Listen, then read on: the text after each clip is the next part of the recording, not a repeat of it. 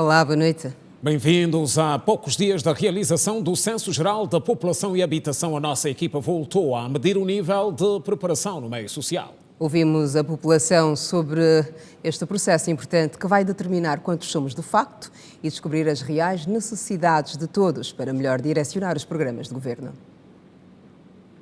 A população angolana continua a se preparar para a realização do Censo Geral da População, que acontece a 19 de julho deste ano. Em alguns pontos da cidade de Luanda, muitos jovens consideraram importante reforçar-se a divulgação do evento em outros meios de informação. Devemos estar preparados e consciencializados de que não é uma coisa má. Hoje em dia, já houve pessoas a dizerem que não vão receber os recenseadores e tal, que é uma coisa negativa. Devemos nos preparar mentalmente para receber as pessoas que vão bater às nossas portas e fornecer-lhes as informações que nos solicitarem, porque sabemos que não serão usadas para coisas negativas, mas para sim, para o nosso benefício. Nós temos um elevado número de população jovem e as pessoas jovens tendem geralmente a passar muito tempo na internet. E mais do que focarmos nas rádios, nas televisões, era importante que também fosse feita uma campanha mais massiva na internet, por exemplo, no Facebook, no Instagram, porque há muita gente jovem que passa tempo nessas redes sociais. E se investirmos tempo em divulgarmos por essa via, facilmente a informação vai chegar para mais longe. A juventude angolana entende ainda que, após a realização do censo, setores como o da habitação, dos transportes e da saúde devem merecer particular atenção do Executivo. Eu creio que depois do censo vai-se ter noção de que nós precisamos de melhor habitação. Precisamos de melhor habitação, precisa-se melhorar muito os setores da saúde e da educação. E estes são os setores-chave que eu acho que o Executivo deve atacar depois do censo. Pois sabemos que tem zonas que estamos melhor em relação às outras. Então, os setores devem focar mais nessas áreas onde as pessoas necessitam mais de ajuda, a fim de estarmos minimamente bem. Todos estamos com dificuldades. Eu, por exemplo, às vezes atraso aqui na faculdade por causa da dificuldade de táxi, principalmente nas segundas-feiras. O táxi está mesmo difícil, então se pudessem ajudar mais nesse aspecto, em aumentar alguns transportes, ajudaria bastante a população. Portanto, é importante que toda a população esteja preparada e que recebam os recenseadores nas suas casas, nas ruas, para poderem responder às questões que serão feitas quanto ao censo populacional que está a decorrer. E como todos contam por Angola, conforme o lema do censo, esta aluna do primeiro ciclo defende que a informação deve chegar até as salas de aulas. Na escola onde eu estudo nunca tivemos essa informação para os professores com os colegas. É importante sim, porque já vai ajudando na população e também em Angola, sim. Vale ressaltar que o Censo Geral da População e Habitação de 2024 será o terceiro da história do país, sendo o primeiro realizado em 1970 e o segundo em 2014. Outros destaques na edição de terça-feira do Girassol Jornal: julgamento do caso Miss Willa 2018. Sentença pode ser conhecida amanhã. É o esclarecimento do crime cometido em 2021. Memorando na saúde, Angola ganha financiamento para combate à tuberculose, malária e VIH-Sida. O Fundo Global disponibilizou 126 milhões de dólares. A aceleração da agricultura familiar. Executivo aprova programa com foco no reforço da segurança alimentar. Metas traçadas até 2026. Assembleia Nacional debates em sede de especialidade. Propostas sobre a institucionalização das autarquias locais dominaram a agenda parlamentar. Privatização de hotéis. Terminou o prazo de manifestação de interesse no processo que envolve 39 unidades. Leilão tem início previsto para quinta-feira. País e os desafios na formação do capital humano. Reflexões que marcam a 14ª edição do Café Cipra. Cuidados preventivos na véspera de Cacimbo, que começa oficialmente amanhã. Conselhos a ter em conta para uma alimentação cuidada. Atualidade internacional com resumos dos principais assuntos e novidades do apaixonante mundo do desporto. Bem-vindos ao melhor da informação.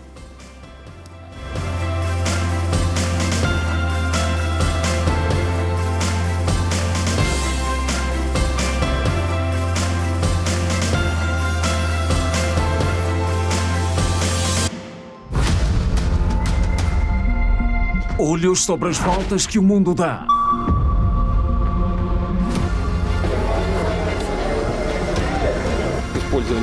Make this promise. A velocidade do tempo. superações históricas.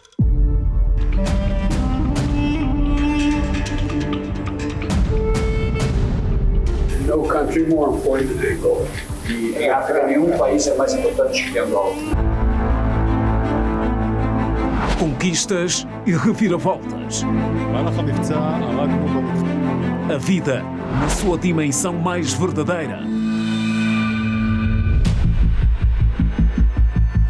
Nós gastamos 5 latas de leite e bate 23 mil e tal. Quando chove, danifica muito a viatura. E esse trabalho é o trabalho que dura 2 dias, 3 dias. Girassol Jornal. Informação.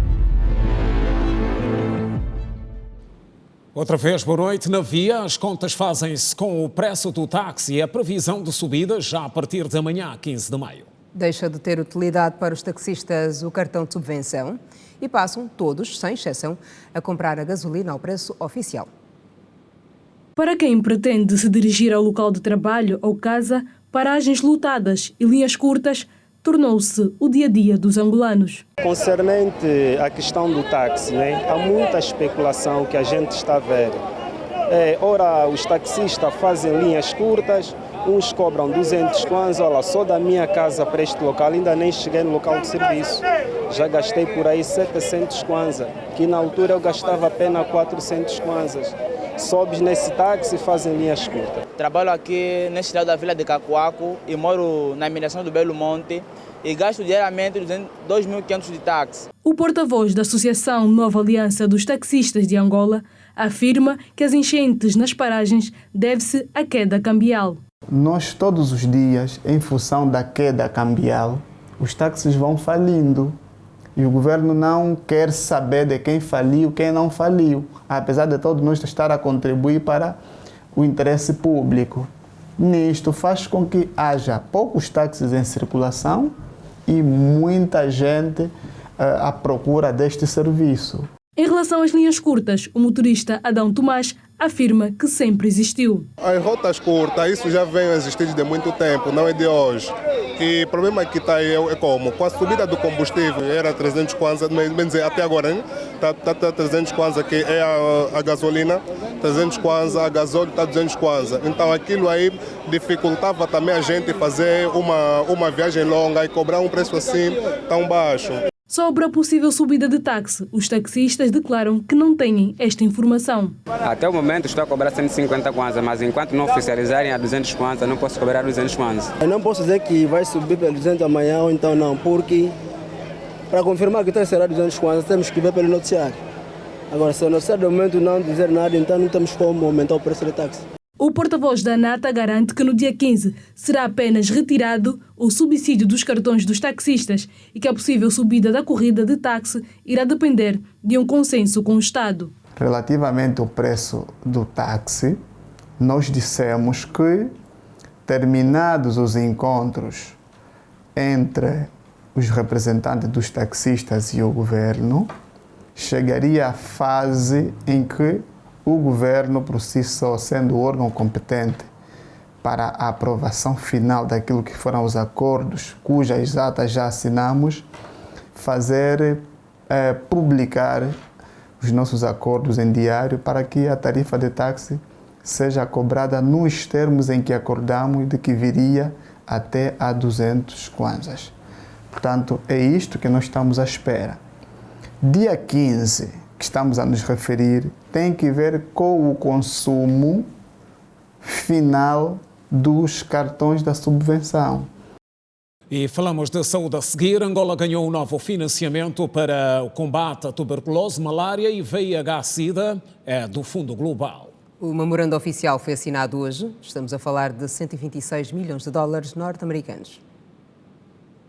A subvenção para o combate à malária, à tuberculose e HIV no Bié, em Benguela e no Kwanza Sul foi nesta terça-feira formalizada através de um memorando de entendimento entre o Fundo Global e o Ministério da Saúde. Na ocasião, a Ministra da Saúde, Silvia Lutucuta, salientou que a escolha das 3 províncias foi com base a vários aspectos. Um deles, fundamental, é a situação epidemiológica, principalmente para a malária. Algumas destas províncias são consideradas hiperendêmicas. A malária é a principal causa de morte e mortalidade no nosso seio e este foi um dos grandes critérios escolhidos para a subvenção destas províncias. A tuberculose também é uma preocupação nestas províncias e por esta razão ficamos muito felizes, por um lado pelo incremento do financiamento e por outro lado por terem adicionado mais uma província, que é a província do Bié. De acordo com a chefe de Departamento do Fundo Global para a África e Médio Oriente, Kati Falsu, esta parceria persiste no investimento em esforços para erradicar, sobretudo, a malária até 2030. This is really important. Existem, o principal recipiente destes fundos vai ser o PNUD, que é o responsável pela implementação, pela gestão da implementação, contudo é sempre com colaboração de outros parceiros do Ministério da Saúde, dos programas nacionais da tuberculose, do HIV, da SIDA e da malária também, para além de outras organizações não governamentais. Which is called the MCN in Angola. Segundo a Rede Angolana das Organizações dos Serviços de VIH-Sida e outras endemias, a taxa de prevalência do VIH nas províncias de Benguela, Bié e Kwanza Sul corresponde a 1%, o que significa que mais de 1% das populações destas províncias vive com a doença. Continuamos, por exemplo, a nível da província de Benguela, do Bié e do Kwanza Sul, a registrar rupturas de antirretrovirais, fundamentalmente no grupo infantil, nas crianças dos 0 aos 5 anos. Continuamos também a ter ruptura de reagentes, de testes e, sobretudo, também ruptura de preservativos masculinos. O presidente da ANASO, por outro lado, sublinhou a necessidade de reforçar as campanhas de sensibilização tanto para o HIV, assim como para a malária e a tuberculose. Se nós quisermos mudar o curso da epidemia nos próximos tempos, nessas 3 províncias, temos que apostar na resposta comunitária. E apostar na resposta comunitária é, sobretudo, apostar na melhoria da qualidade de vida e da saúde dos angolanos, sobretudo aqui entendida nas famílias e nas comunidades. E este é o grande déficit que nós temos, eu repito. A resposta é comunitária e ela tem que ser virada para a prevenção, porque até prova em contrário, a prevenção tem menos custos, né? E vai seguramente reduzir o peso que nessa altura nós estamos a transferir para as unidades sanitárias. Pereira Alfredo reconheceu que os números da malária na província que dirige ainda são altos e que tanto o governo local, assim como as comunidades, estão engajadas para o combate da doença. Ainda temos indicadores que dão-nos uma margem de que há um trabalho a fazer, e todos estão engajados para que o combate à malária e outras endemias encontrem tanto o engajamento das autoridades locais, e por isso é que estamos aqui. Continua em curso a campanha de cirurgias da hipófise que teve início nesta segunda-feira aqui em Luanda. A jornada decorre no Complexo Hospitalar de Doenças Cardiopulmonares e atende a pacientes que chegam de vários pontos do país. Margarida Chisango veio da província da Huila, é uma das contempladas na campanha de cirurgias da hipófise que teve início nesta segunda-feira no Hospital de Doenças Cardiopulmonares. Descobriu a doença em 2022 e conta como foi. Primeiro senti essa dor de cabeça. Então, depois da dor de cabeça, em mês de janeiro de 2022, apanhei uma recaída, me levaram no hospital, internei. Então, naquilo dor de cabeça, então, é assim que me levaram nas máquinas para ver o que é que tem a cabeça. É quando foi descoberta que então tem tumor.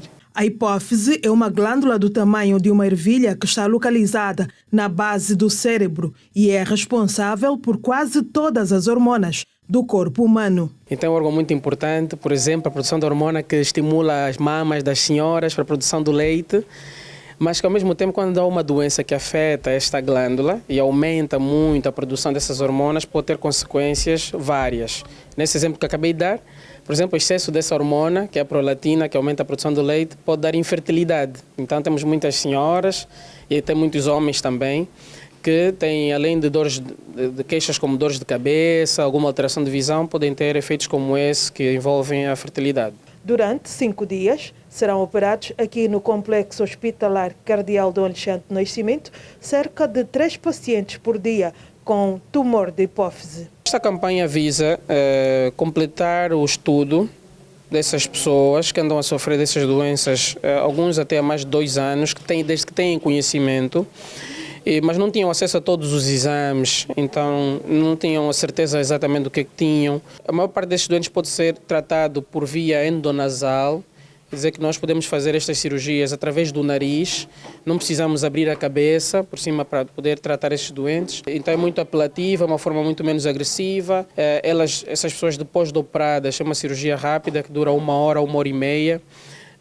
Precisam de alguma atenção, então são internadas na unidade de cuidados intensivos, onde permanecem durante 12 a 24 horas e não havendo nenhuma complicação, depois podem então seguir para a enfermaria, onde ficam mais um dia e depois podem voltar à sua casa. Para o sucesso das cirurgias, a campanha conta com a participação de médicos de várias especialidades. Esta campanha está a ser possível, fazemos esse número tão grande de doentes, graças à participação do Dr. Oscar Alves, que é um neurocirurgião português de renome internacional. Temos também a participação de outros colegas angolanos, de outras unidades hospitalares, nomeadamente do Hospital do Prenda, do Hospital Geral de Cabinda, do Hospital Josina Machel. Tanto especialistas como internos de especialidade são médicos que estão em formação. A campanha decorre até sexta-feira e mesmo depois do seu término, o hospital vai continuar a dar seguimento a casos de tumor da hipófise. Quem tiver conhecimento ou soube mais tarde, mas tem interesse, pode se dirigir aqui ao hospital, será encaminhado para a nossa consulta e estaremos à espera então das pessoas para poder avaliar e planear o melhor tratamento que elas precisam. E hoje foi mais um dia de debates no primeiro Congresso de Banco de Leite Humano, que junta aqui em Luanda especialistas dos países da comunidade da língua portuguesa. No encontro, Angola procura colher experiência de países bem colocados no que diz respeito à gestão de bancos de leite humano. O Banco de Leite Humano da maternidade Lucrécia Paim, a única no país, colhe em média 2 a 4 litros de leite por dia, conta com 1.802 dadoras que geraram até o presente momento mais de 300 litros de leite que beneficiaram 2.226 crianças, quantidade esta que serve apenas para amamentar os recém-nascidos na referida unidade materno-infantil e que poucas vezes se consegue atender aos pedidos de outras unidades. Não temos estado a responder porque há muito mais demanda do que aquilo que nós produzimos no Banco de Leite. Nós ontem tivemos um encontro de mulheres, uma roda de mulheres, e houve mulheres também que participaram virtualmente e cada história é uma história, e é uma história maravilhosa de cada mulher que se doa para poder alimentar outros bebés que não têm a possibilidade de mamar o leite das suas mães. Os bancos de leite humano representam uma iniciativa estratégica para promover, proteger e apoiar o aleitamento materno aos bebês prematuros ou de baixo peso que não podem ser alimentados por suas mães. Em Angola, existem dadoras fixas e voluntárias. Temos atualmente 1.802 dadoras, não é?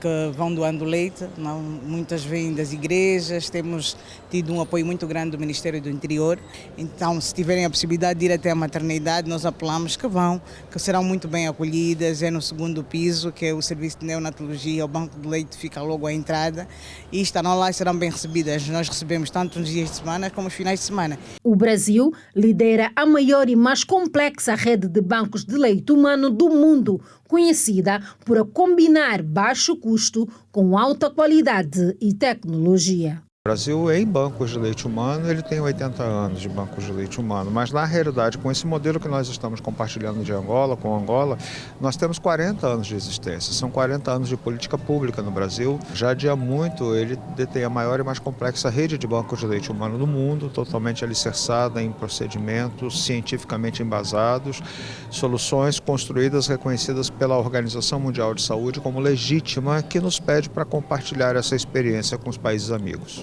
Os governos de Angola e do Brasil, em parceria com o Secretariado Executivo da Comunidade dos Países de Língua Portuguesa, realizam de 13 a 16 de maio de 2024, em Luanda, o primeiro Congresso de Bancos de Leite Humano. A abertura oficial do evento foi feita pela Ministra de Estado para a Área Social, Dalva Ringote.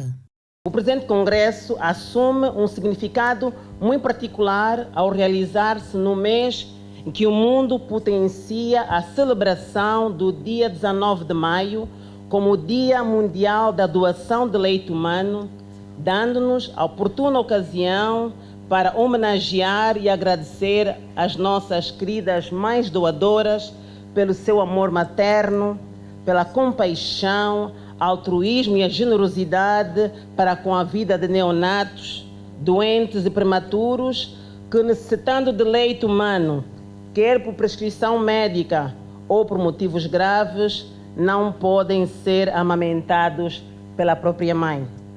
Por essas ricas e valiosas mulheres, pelo seu gesto de amor inigualável, eu peço a todos uma salva de palmas.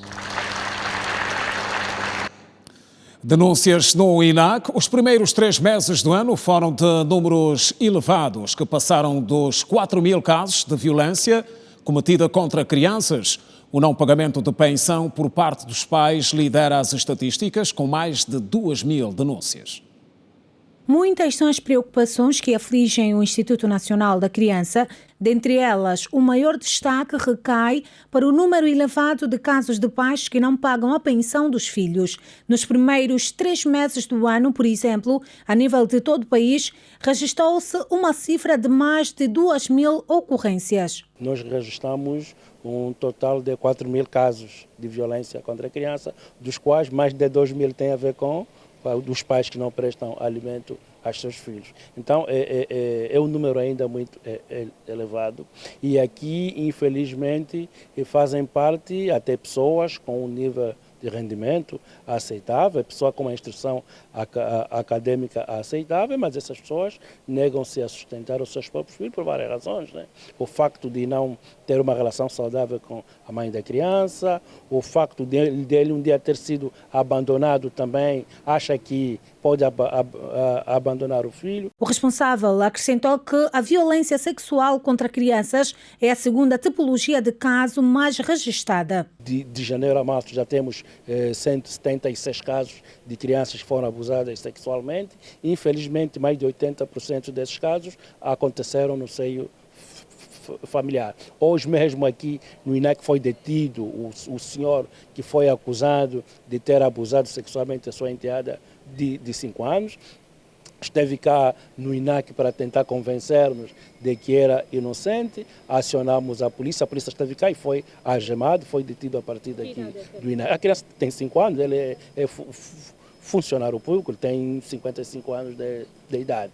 E o INAC continua a recepcionar factos de recém-nascidos abandonados em locais impróprios. Temos 78 crianças recém-nascidas abandonadas em vias públicas, a nível do país, no contentor de lixo. Não precisam abandonar as crianças quando nascem. Se tiver alguma dificuldade, recorra às nossas instituições, vá à ação social no seu município, apresenta a questão, se for atendível, nós podemos até ajudar a pessoa a estruturar. Se recebemos a criança por algum período de tempo, enquanto nós vamos apoiar para ela estabelecer-se, depois recebe a sua criança de volta. Atendendo a essas preocupações, Paulo Calesse apela à educação das famílias. Uma família desestabilizada, a criança é exatamente vítima. Uma família que abusa excessivamente de álcool, uma família que não presta atenção nos seus filhos, teremos crianças na rua, teremos crianças raptadas, teremos crianças violentadas, teremos crianças em conflito com a lei. Na verdade, se tivermos essas crianças,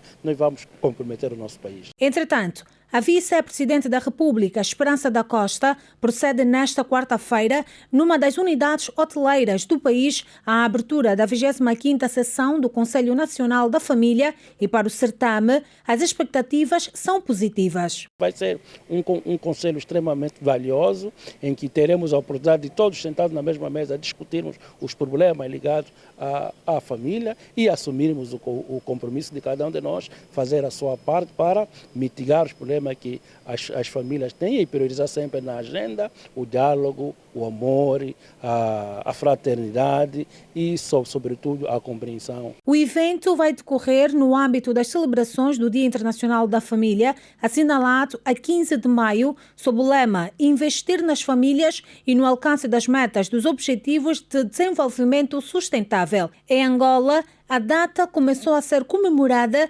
desde a criação do Ministério da Família em setembro de 1997. E pode ser conhecida amanhã a sentença no caso que envolve a Miss Willa 2018. Beatriz Alves é acusada de rapto e roubo qualificado. O crime aconteceu em 2021 e a vítima em causa era o seu antigo namorado. A sentença do caso da Miss Willa 2018, Beatriz Alves, pode ser conhecida esta quarta-feira. A arguida é acusada dos crimes de rapto e roubo qualificado ocorridos em 2021 e em que foi vítima o seu próprio namorado. Na sessão marcada pelo juiz do Tribunal da Comarca do Lubango, Chisoca Celestino, serão igualmente apresentadas alegações das partes e leitura dos quesitos. Para este jurista, se comprovados os factos de que vem acusada, Beatriz Alves pode ser condenada a penas variáveis de acordo com o entendimento do juiz. Olhando nos factos, o primeiro crime, que é o roubo qualificado, a penalidade é de 3 a 12 anos. O crime de rapto, a penalidade é de 1 a 5 anos. Mas aqui o juiz, na altura da prolação da sentença, o juiz poderá, dentro dos limites dessas penas que nós aqui enunciamos, o juiz poderá fazer o cúmulo jurídico.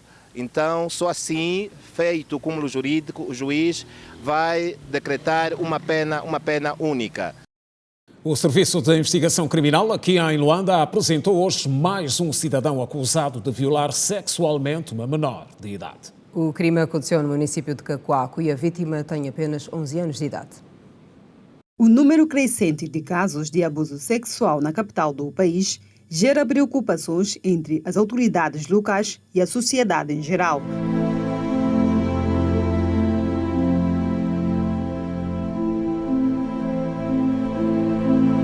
As lágrimas desta mulher marcam mais um capítulo triste na vida de uma menina de 11 anos. Aproveitando-se da ausência da mãe, o padrasto da menor abusou sexualmente a enteada que recebeu em sua casa com apenas 2 anos e criou como se fosse sua filha. Tudo aconteceu a quando da ausência da mãe da menina, deslocou-se à província do Zaire em visita familiar e, aproveitando desta situação, ela aliciava a menina com 100 kwanzas e 1000 kwanzas, respectivamente, a troco de atos sexuais.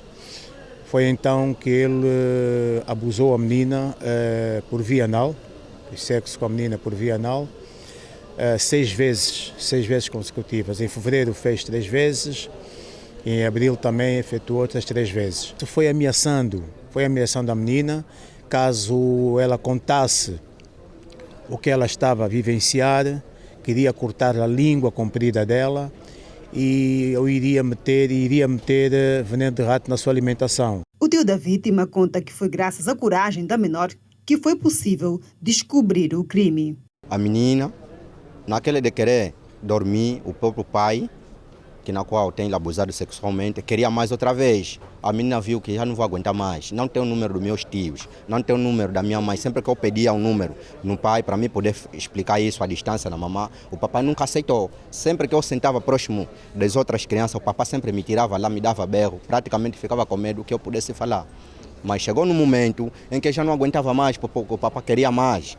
Quando a menina viu que as vizinhas, que na qual já vinha explicado o tempo antes, nada fizeram, então ela dirigiu-se noutra mais velha, no arredor. Num óbito, lá vinha óbito, houve choro, ele também se atirou, se entregou ao choro e explicou que não estou a chorar, a pessoa que morreu, mas estou a chorar, o meu problema é assim. Então os jovens, as mamãs ajudaram a menina, pegaram, levaram até a esquadra. O porta-voz do SIC Luanda chama atenção ao facto de alguns predadores sexuais estarem dentro de casa e próximos às vítimas. E pedimos mesmo aos pais e os familiares próximos a protegerem os seus petizes. Não só por eles serem o futuro do amanhã, mas são crianças inocentes, porque quem faz isso não é pessoa que vem de longe. Os predadores estão mesmo dentro de casa. O Instituto Nacional da Criança, INAC, recebeu na primeira semana do mês de maio deste ano 347 denúncias de violência contra a criança, com destaque para o abuso sexual, agressão física e exploração do trabalho infantil ocorridos em diferentes províncias de Angola. Assembleia Nacional, debates e aprovações em destaque.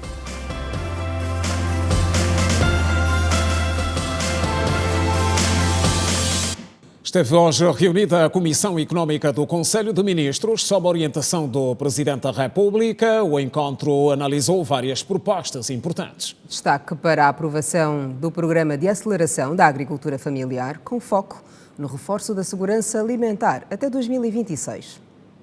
Angola pretende alcançar a autossuficiência alimentar até 2026.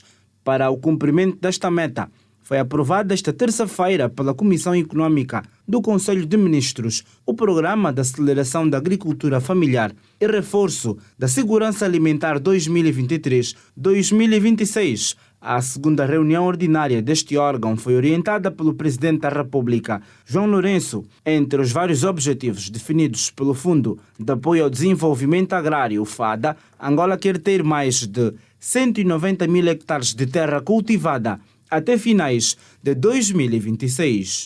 Podemos esperar resultados em duas perspectivas. Por exemplo, na perspectiva econômica, nós esperamos alcançar cerca de 196.332 hectares de terras cultivadas. Para este programa, o governo angolano coloca à disposição dos agricultores familiares mais de 85 mil milhões de kwanzas. O FADA prevê que em 2 anos Angola possa colher mais de 3 milhões de toneladas de produtos diversos da cesta básica.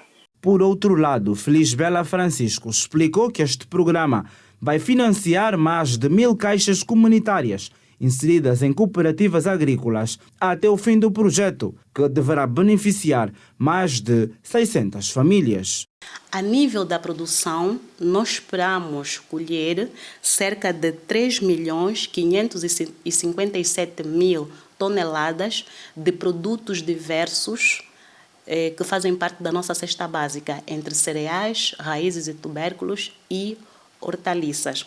Na perspectiva social, prevê-se manter os empregos existentes e também criar outras oportunidades de emprego para jovens, mulheres, e estimamos que esta iniciativa, este programa, venha beneficiar mais de 660 famílias. O Executivo decide apostar mais forte na agricultura familiar, tendo em conta a sua capacidade de produção, já que é responsável por mais de 80% dos produtos da cesta básica consumidos no país. Nós pretendemos dinamizar os financiamentos a este setor da agricultura familiar, recorrendo às linhas de financiamento espelhadas no plano estratégico do FADA. E gostava de enfatizar aqui 3 linhas de financiamento.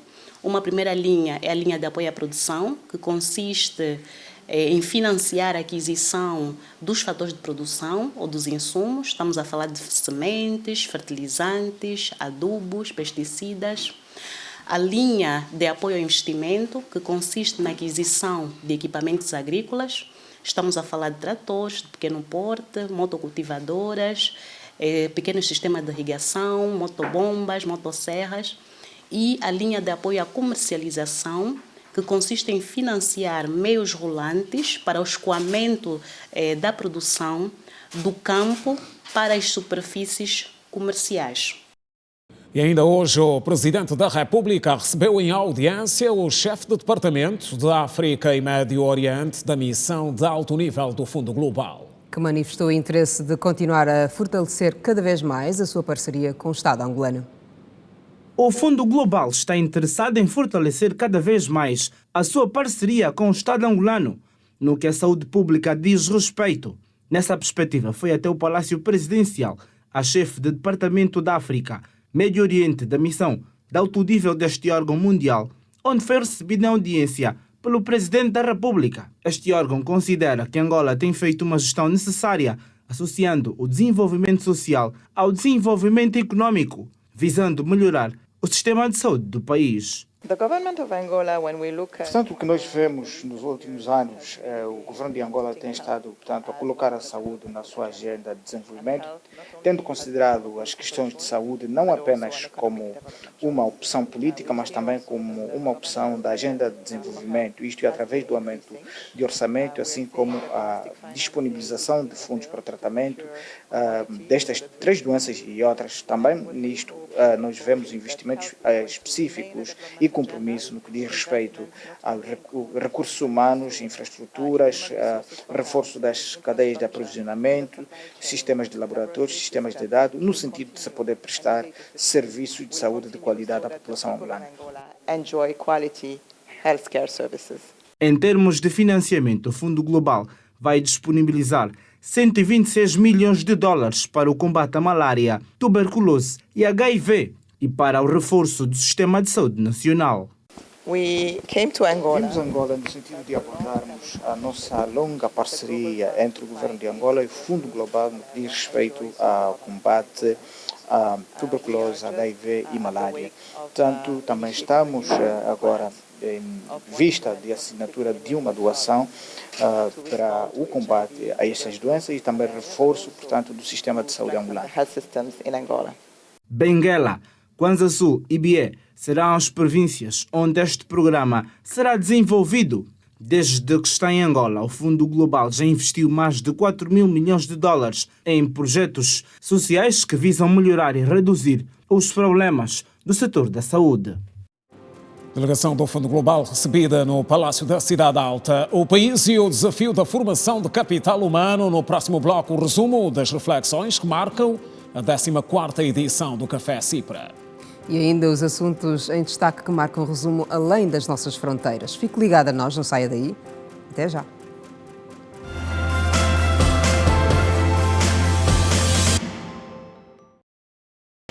Estamos de volta na Assembleia Nacional. O dia foi de debates em sede de especialidade que resultaram na aprovação de vários diplomas legais. Destaque para as propostas de prevenção e combate ao branqueamento de capitais e o Código Penal angolano. Os deputados analisaram também hoje propostas sobre a institucionalização das autarquias locais que voltam a ser analisadas na Generalidade, isto no próximo dia 20 deste mês.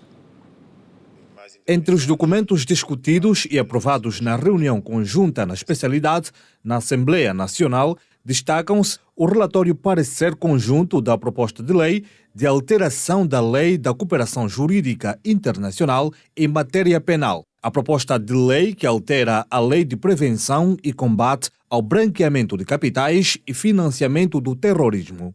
Para os deputados, com a aprovação destas leis, é traçado o caminho para a regularização do mercado cambial angolano. As vantagens dessas legislações todas que nós aprovamos estão relacionadas ao compromisso de cada angolano em cooperar internacionalmente, em não branquear finanças, dinheiro, tanto não fazemos do nosso país uma lavagem. Então nós todos como angolanos queremos que com mais facilidade podemos fazer transações internacionais, podemos ter acesso às divisas, portanto tudo isso tem a ver com a transparência internacional. O dinheiro cuja proveniência é ilícita, ele entra por outros canais para estar limpo, para estar legalizado, é por isso que se chama branquear o capital. O que se pretende com essa lei é que haja medidas de prevenção e punitivas para acabar-se com isso. É determinante no cerrado combate à corrupção que se pretende levar no país. Os deputados também apreciaram e aprovaram a lei que altera 6 artigos da Lei da Antidopagem no Desporto para estar de acordo com as normas internacionais. Isto para estar em conformidade com a OADA, o Código Mundial Antidopagem no Desporto, dando a importância de aprovarmos esta proposta de lei, porque servirá para que os nossos atletas e o nosso país continuem a brilhar nos palcos internacionais.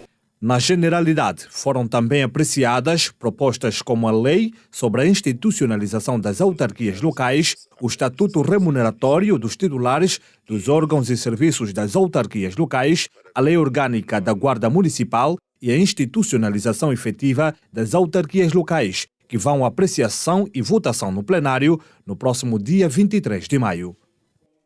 E terminou o prazo de manifestação de interesse no processo de privatização de 39 unidades hoteleiras. O leilão dos ativos que fazem parte do património recuperado pelo Estado deve começar na quinta-feira, 16 de maio. Os 39 ativos espalhados em 16 províncias do país resultam da recuperação e apreensões de bens construídos com fundos públicos, até então detidos por particulares, que foram alocados pelo Estado através do programa de privatizações.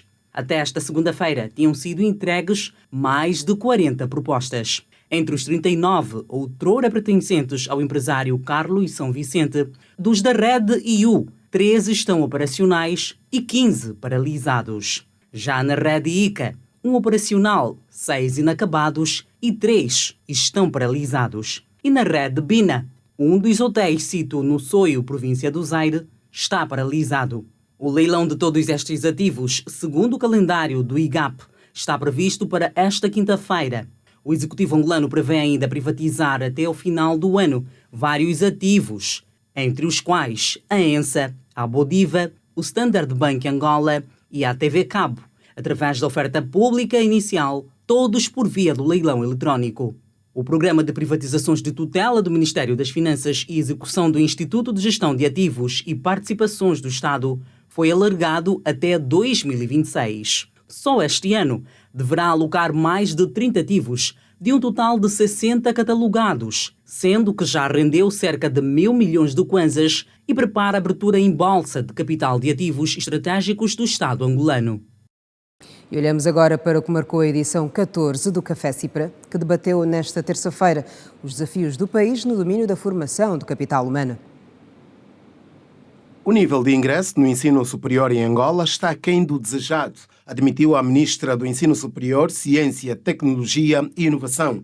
Ao falar durante a 14ª edição do Café Cipra, a Ministra Maria do Rosário Bragança disse que a qualidade dos professores é outra preocupação do setor que dirige. Nós precisamos de ter estudantes no ensino superior, quer dizer, ingresso no ensino superior. O nível de escolarização bruta no ensino superior ainda está muito abaixo das médias que nós temos mesmo para a África subsaariana. E uma das metas que temos é aumentar a taxa de escolarização bruta no ensino superior, quer dizer, termos maior número de estudantes a frequentar o ensino superior na idade em que supostamente isto deve acontecer, que é considerado entre os 18 e os 24 anos.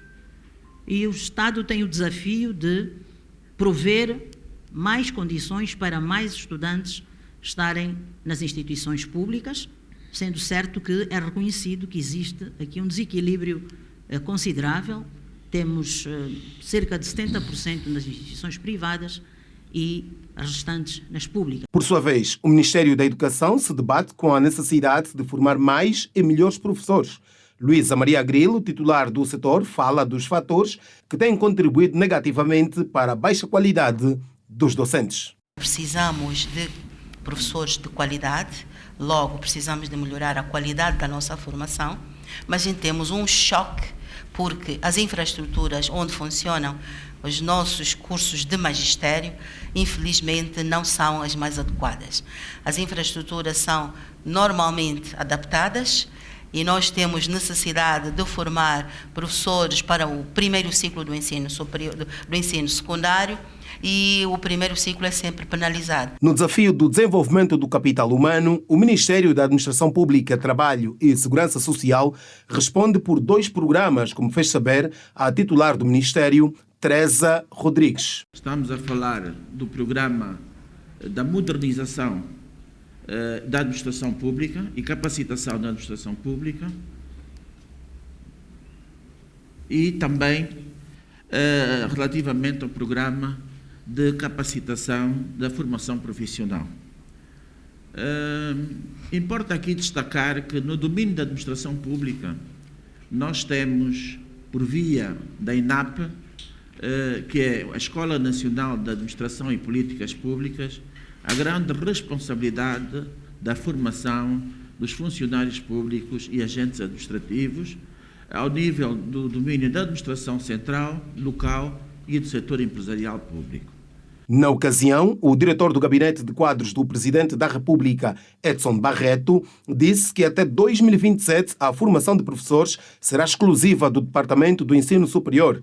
Edson Barreto fala também dos resultados que se esperam alcançar com o Plano de Desenvolvimento de Capital Humano 2023-2037. Nós temos que melhorar a qualificação dos nossos professores, temos que deixar de ter professores com um nível de qualificação secundária, isto é básico. Qualquer país que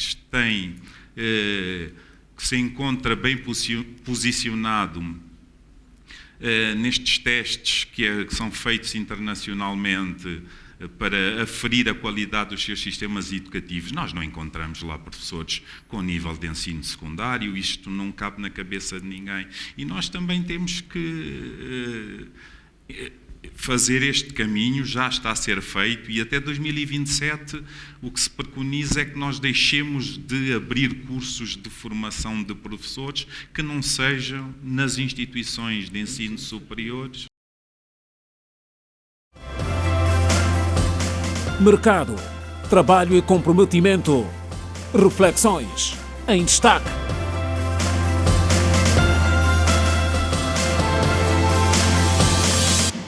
Agora, atualidade fora de portas. Edifício afetado pelas enchentes desaba na capital do Quênia. O assunto mereceu destaque e está no resumo da atualidade internacional, desenvolvido agora pela Janete Meio-Dia. Janete, boa noite. Boa noite, Quina. Boa Olá, noite, Simeão. Olá. E si que nos acompanha, igualmente, boa noite. 4 pessoas foram resgatadas com vida dos escombros de um prédio que desabou em Nairobi, capital do Quênia, nesta terça-feira. De acordo com a Cruz Vermelha, no Quênia, mais pessoas poderão estar presas nos escombros do edifício que havia recebido ordem de evacuação. As autoridades demoliram parte do prédio e deram ordem de evacuação depois de a infraestrutura ter sido afetada pelas inundações. No entanto, algumas pessoas permaneceram nos seus apartamentos. Outras notas internacionais, confira a seguir. As autoridades da África do Sul informaram que foram encontrados mais 8 cadáveres, o que elevou para 32 o número total de mortos na sequência do desabamento de um edifício. Por esta altura, 13 pessoas recebem tratamento médico em hospitais e 20 continuam desaparecidas. Depois de já ter passado uma semana desde o desabamento do edifício, as causas ainda continuam desconhecidas e os esforços de resgate e investigações das autoridades prosseguem. 14 pessoas morreram depois que um autodor caiu em Mumbai, capital financeira da Índia. O incidente provocou ainda 75 feridos, segundo a informação das autoridades municipais. Equipas de resgate foram mobilizadas e usaram escavadeiras para limpar os destroços metálicos destruídos numa tentativa de encontrar sobreviventes presos nos escombros. 8 pessoas morreram e outras 8 ficaram feridas com gravidade depois de um autocarro ter sofrido um acidente no norte da Flórida, nos Estados Unidos. O autocarro transportava trabalhadores que se dirigiam para uma pequena exploração agrícola quando capotou. As autoridades no local afirmaram que haviam 53 pessoas no autocarro. 37 passageiros foram transportados para hospitais locais com ferimentos ligeiros, de acordo com os bombeiros do condado de Marion. 2 guardas prisionais da polícia francesa morreram a tiros depois de homens armados terem buscado um carro que transportava um preso para libertá-lo. A ação, que deixou outros 3 oficiais feridos com gravidade, desencadeou uma caça ao homem. E o primeiro-ministro francês Gabriel Attal disse que os homens responsáveis pela emboscada irão pagar. Attal garantiu que tudo será feito para encontrar os autores do crime e garantiu que não serão poupados esforços para rastrear os mesmos. O protocolo para localizar uma pessoa desaparecida ou foragida foi acionado.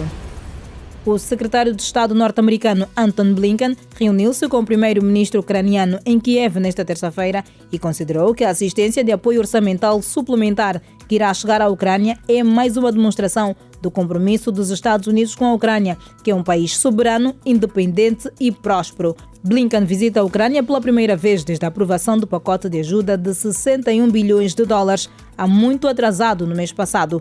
O secretário de Estado norte-americano chegou a Kiev, capital ucraniana, na manhã desta terça-feira, para uma visita não revelada. Ainda fora de portas, subiu para mais de 50 o número de mortos nas inundações de lava na Indonésia. As vítimas, ou seja, 45 vítimas até aqui, foram identificadas. O fluxo de lava fria, conhecido na Indonésia como Lahar, veio do Monte Marapi, um dos vulcões mais ativos de Sumatra. Mais de 20 pessoas morreram quando o Marapi entrou em erupção em dezembro. Uma série de erupções se seguiram desde então. O porta-voz da Agência de Desastres de Sumatra Ocidental, Ilhan Wahabi, informou que dos 52 mortos, mais de 45 foram identificados. As equipas de resgate locais, a polícia e os militares continuam à procura de 17 pessoas que ainda estão desaparecidas. Na terça-feira, 3.936 pessoas foram evacuadas para edifícios próximos, segundo o chefe da Agência Nacional de Gestão e Desastres, Surarianto. A agência distribuiu tendas, cobertores, alimentos, kits de higiene, casas de banho portáteis e purificadores de água. No entanto, a distribuição foi dificultada porque a maioria das estradas estava coberta de lama e detritos. As chuvas na província de Sumatra Ocidental ainda são esperadas até a próxima semana, segundo o chefe da Agência Meteorológica da Indonésia. Está contada a atualidade internacional. Até amanhã, aqui em Simeão. Boa continuação. Estamos juntas. Estamos juntos. Até amanhã, Janete. Hein? E tem mão de obra a seguir.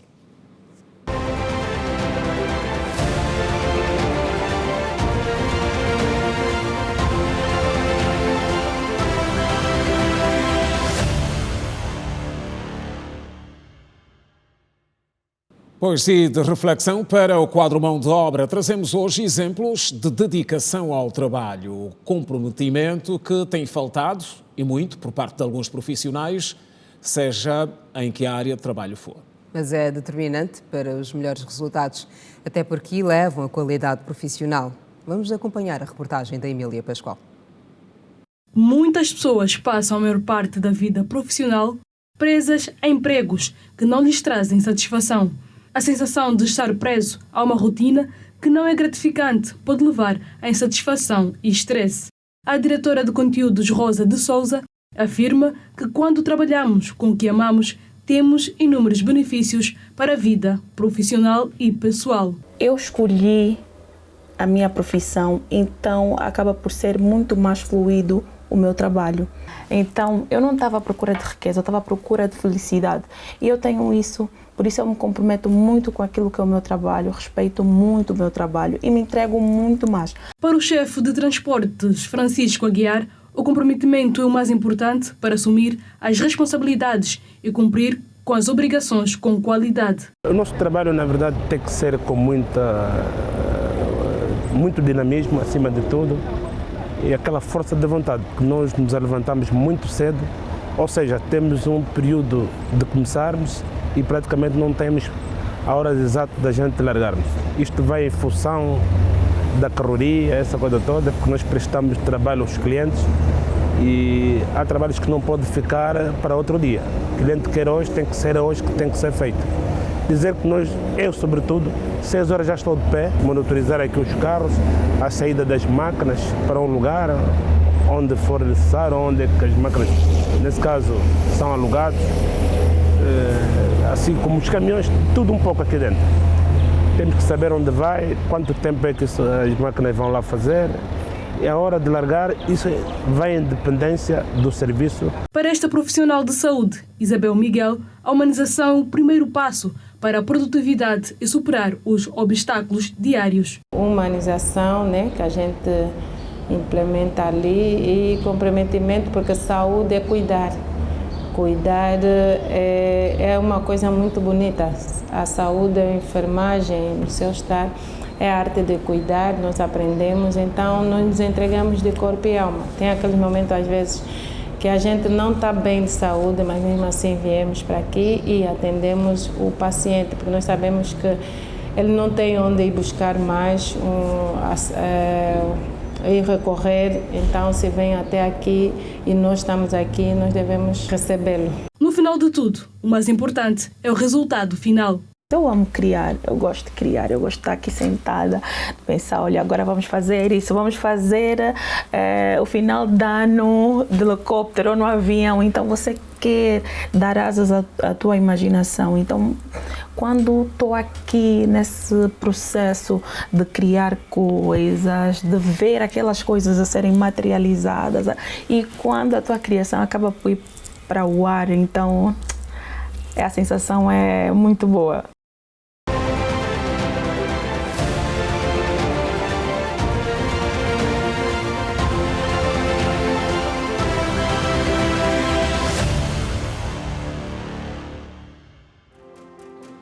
Pois, em resumo, a importância de amar o que nós fazemos, o nosso trabalho. Mas o intervalo no Girassol Jornal, no próximo bloco, não perca novidades que marcam a atualidade esportiva. O essencial e ainda hoje, cuidados preventivos na véspera do Cacimbo, que começa oficialmente amanhã. Temos conselhos a ter em conta para uma alimentação cuidada e saudável. Voltamos a seguir ao intervalo, curto, não saia daí, até já.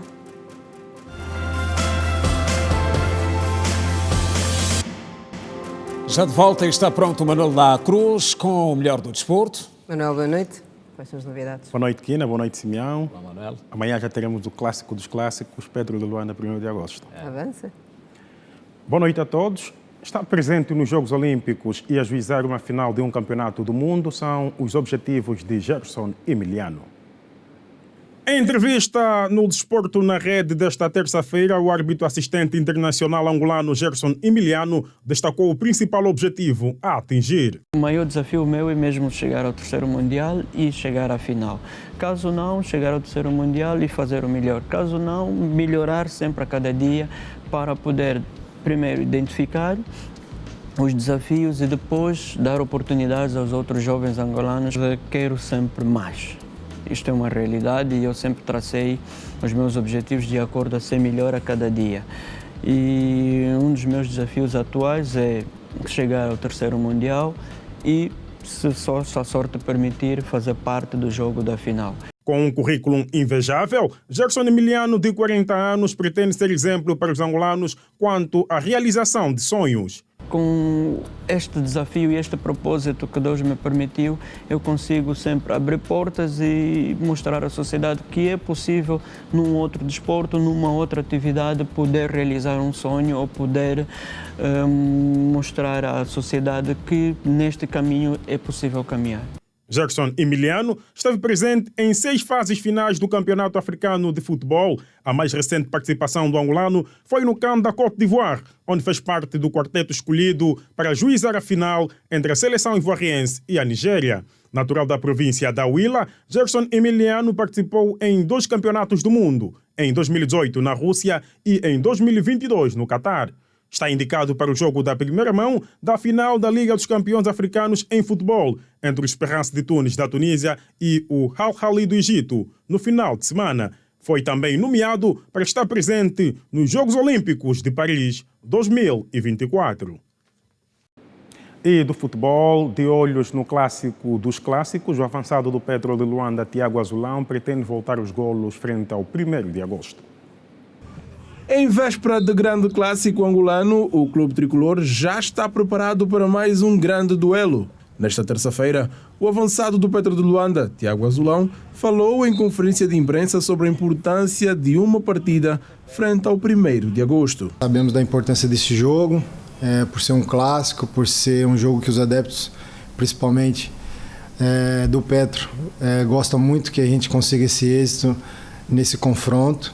E a gente trabalha para isso E nesse jogo vamos fazer de tudo para dar alegria aos nossos adeptos, né? Num jogo, né, de tanta importância, principalmente no país inteiro, onde todos os adeptos param para assistir. E, obviamente, espero que aconteça nesse jogo. Se é momento certo para voltar a marcar, veremos. Dada a importância do jogo, esta é a questão que o atleta azulão teve a obrigação de responder. E também aproveitou para falar do estado anímico do conjunto tricolor. Quanto aos golos, nunca deixei de fazer, né? Porém, nossa vida de avançado, obviamente, temos fases que a bola entra um pouco menos, às vezes um pouco mais. E eu procuro estar sempre focado, sempre disposto a ajudar minha equipe fazendo gols. E quanto à nossa equipa, estamos muito motivados, sabemos que estamos na reta final. É um jogo bom de se jogar, né? E principalmente por ser no 11 de novembro, que é um campo muito melhor tanto pro rival, tanto para nós. Então esperamos que seja uma bela partida, um jogo bonito e que a gente possa sair com a vitória. E internamente estamos muito bem, né, tivemos um intervalo aí de alguns dias para poder treinar, ajustar algumas coisas e acredito que o Mister também está feliz com isso e estamos muito preparados para esse jogo. A essa altura, o avançado brasileiro Tiago Azulão está com 8 golos na competição e ocupa a 5ª posição nos artilheiros do Girabola. Recordo que o duelo frente ao 1º de agosto será dia certo ao calendário referente à 16ª jornada e será disputado nesta quarta-feira no estádio 11 de novembro às 17 horas. E do outro lado, defesa central do 1º de agosto, Bobo Ugenda, é a principal novidade no duelo frente ao Petro de Luanda.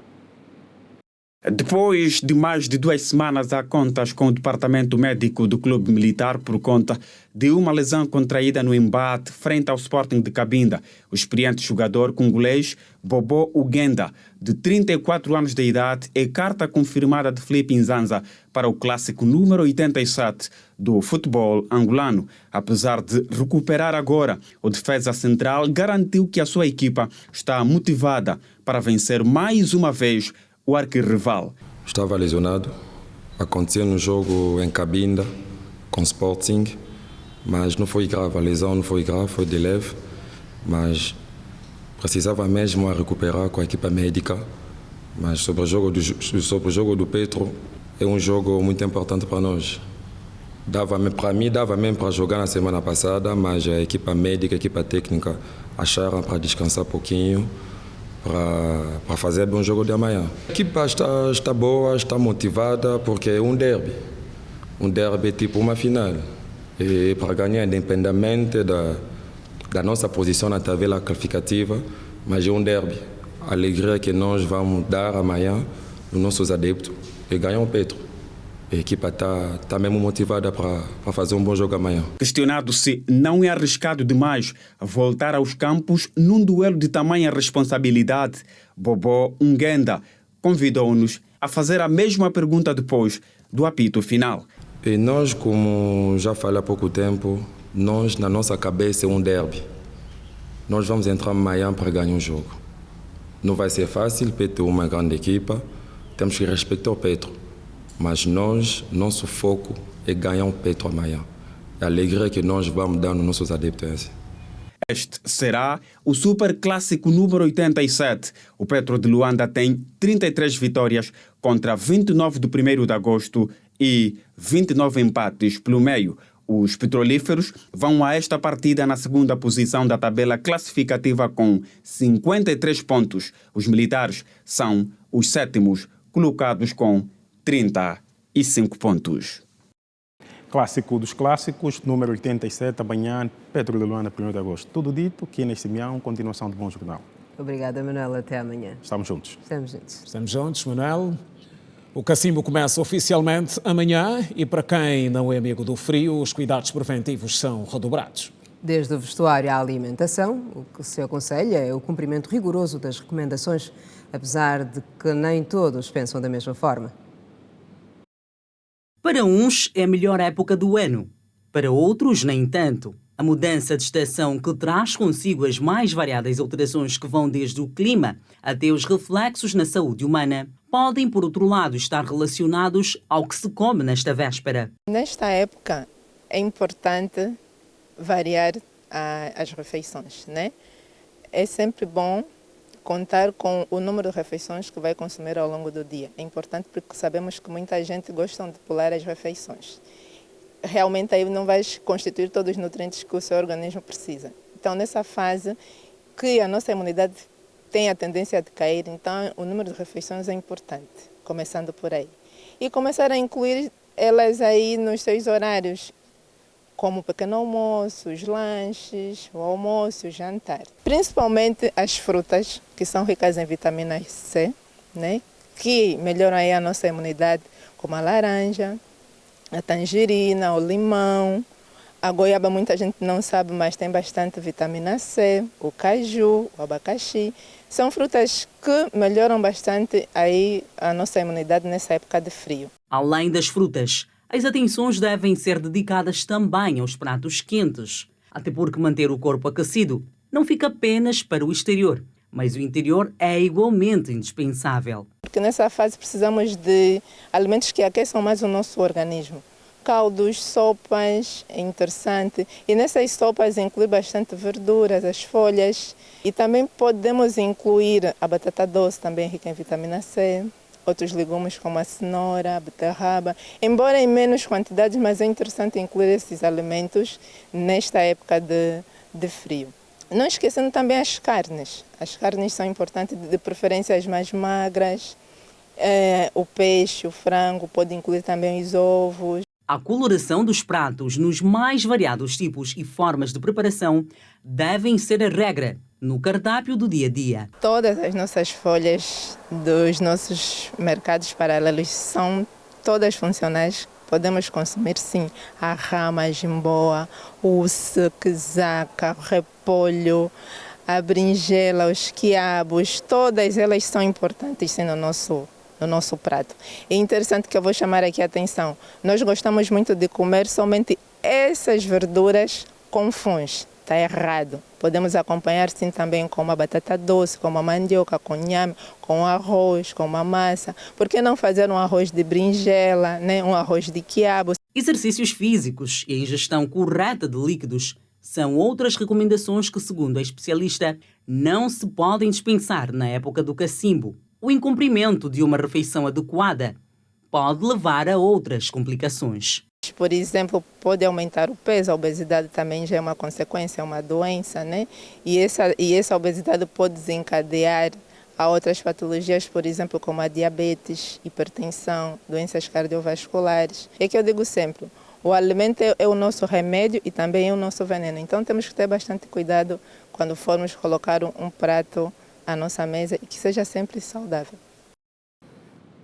E ficam os conselhos para acatar. Está concluída a edição de terça-feira de Girassol Jornal. Ficam os cumprimentos desta equipa que trabalhou para si. Voltaremos a estar juntos amanhã às mesmas horas, às 9h45. A todos, continuação de boa noite. Boa noite, pense bem, estamos juntos.